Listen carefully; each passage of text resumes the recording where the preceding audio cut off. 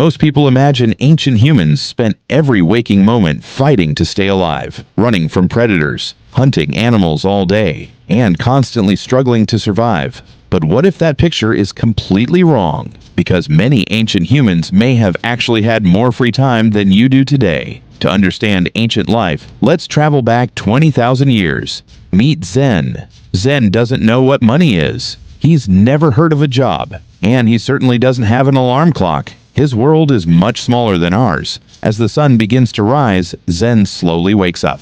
Unlike us, he doesn't wake up to an alarm clock or a buzzing phone. Instead, nature decides when the day begins. One of the first things Zen checks is the fire, because 20,000 years ago, fire was one of humanity's most valuable possessions. Without it, staying warm, cooking food, and keeping predators away became much harder. After checking the fire, the next priority is water. Every living thing needs it, and ancient humans knew exactly where to find it. Knowledge of rivers, lakes, and seasonal water sources could mean the difference between life and death. This knowledge was passed down from parents to children for generations. Long before books existed, survival knowledge lived inside people's memories. When most people imagine ancient humans, they picture hunters chasing animals across the wilderness. But surprisingly, hunting wasn't always the main source of food. In many ancient communities, gathering plants provided most of the daily calories.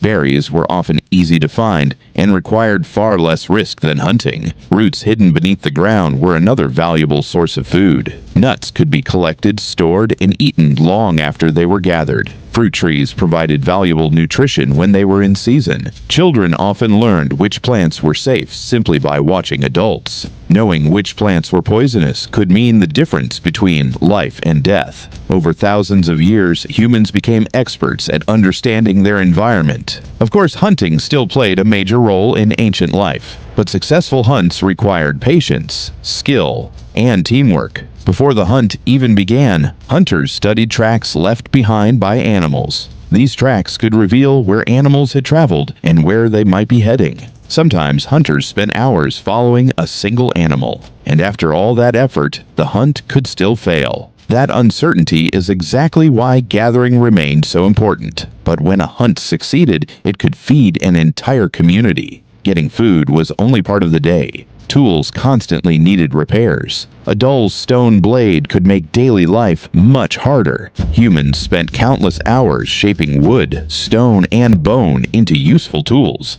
Even clothing often had to be made by hand. Nothing was bought. Almost everything was built, repaired, or reused. But here's something many people completely overlook. Ancient humans didn't spend every minute working. They talked, they laughed, they told stories, and those stories carried knowledge from one generation to the next. Children learned by watching adults. Long before schools existed, everyday life was the classroom. In many ways, community was just as important as food. Of course, ancient life wasn't easy. Predators were a constant threat. A serious injury could become life-threatening, and nature could be unpredictable. So what did ancient humans actually do all day? They gathered food. They cared for their families and communities. And while their lives were harder in many ways, they may have had something modern humans often struggle to find: